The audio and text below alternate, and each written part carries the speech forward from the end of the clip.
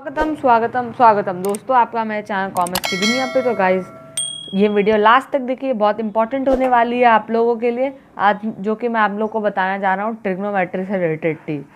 तो चलिए बिना टाइम वेस्ट करते हुए वीडियो स्टार्ट कर।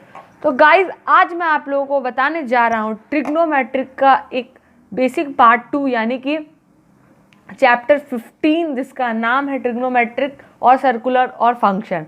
ठीक है, इसी में एक इम्पॉर्टेंट चीज़ आता है साइन कन्वेंशन। आप लोग ये बात सोच रहे होंगे कि फिजिक्स में क्लास 10th में तो हम लोगों ने सुना था साइन कन्वेंशन, अब मैथमेटिक्स में भी आ गया। तो जी हाँ, मैथमेटिक्स में भी है साइन कन्वेंशन। ठीक है, अब सबसे पहले हम लोग एक एक्स एक्सिस वाई एक्सिस लेंगे। ठीक है, ये बस मैं आप बताने के लिए बता रहा हूँ। ठीक है, एक स्ट्रेट लाइन लिए, इतना दूर का जो भी होता है वो 0 to 90 डिग्री, फिर इतना दूर का जो भी एंगल होता है वो 90 डिग्री टू 180 डिग्री होता है।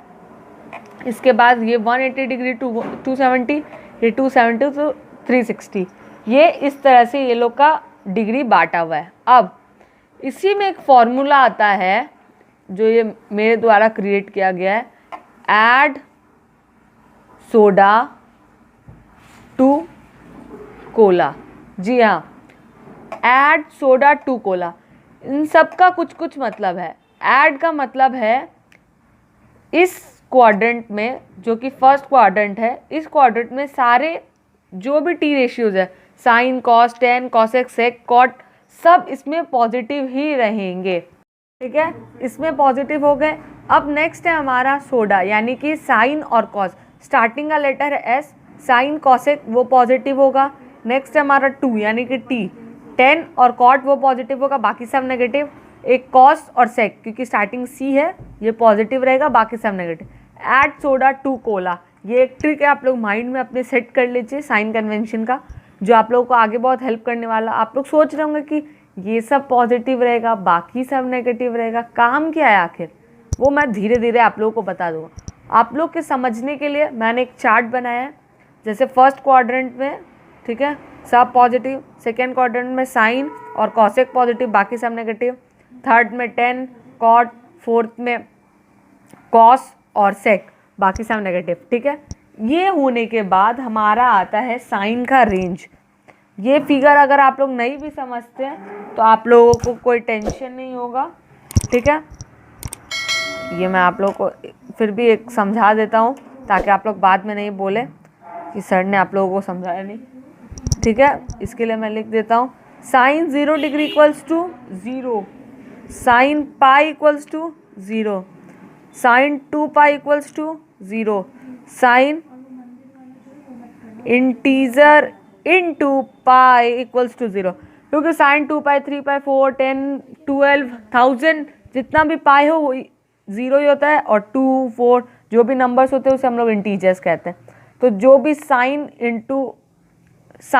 इंटीजर इंटू पाई होगा उसका वैल्यू हमेशा 0 होगा। ये जो होता है इसका वैल्यू होता है 1, ये टोटल 1 यूनिट होता है। ठीक है, कोई भी रहे, इसका वैल्यू 1, इसका वैल्यू 1, इसका वैल्यू 1।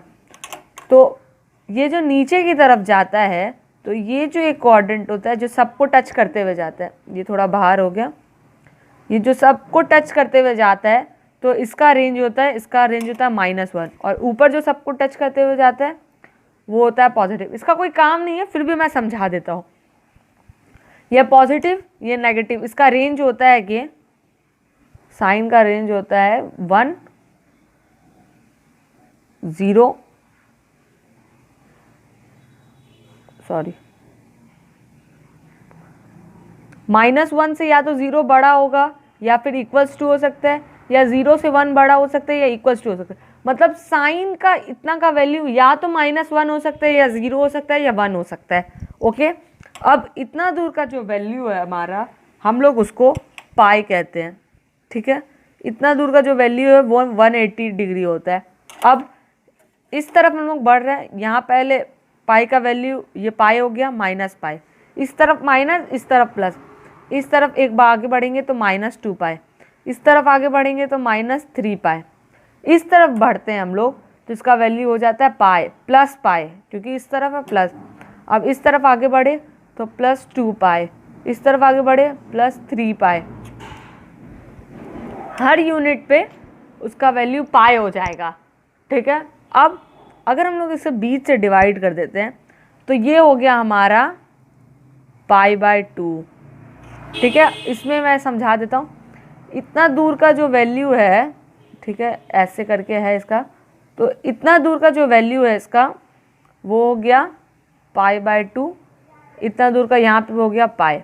अब ये कट जाएगा तो ये हो जाएगा 3 π/2 और ये 2 पाई, ये जो कट जाएगा ये हो जाएगा 5 π/2, ये हो जाएगा 3 पाई।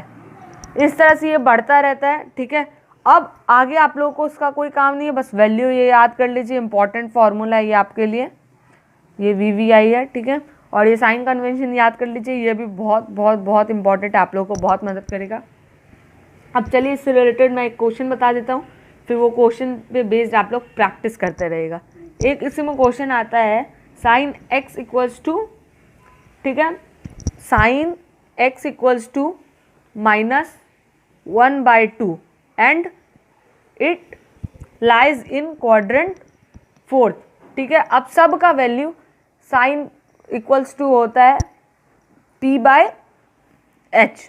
ठीक है, तो ये p/h, p का वैल्यू 1 -1 और h का वैल्यू 2। ठीक है, अब हम लोग निकाल लेंगे b का value, that is equals to होता है h equals to √p² plus b², तो b को यहाँ सेपरेट कर लेंगे तो b equals to √h² - p²।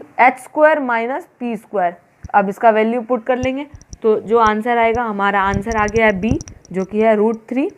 ठीक है, √3 आने के बाद अब हम लोग सब में पुट करेंगे। ठीक है, मैं यहाँ पे बता देता हूँ, सब में पुट करेंगे तो cos थीटा इक्वल्स टू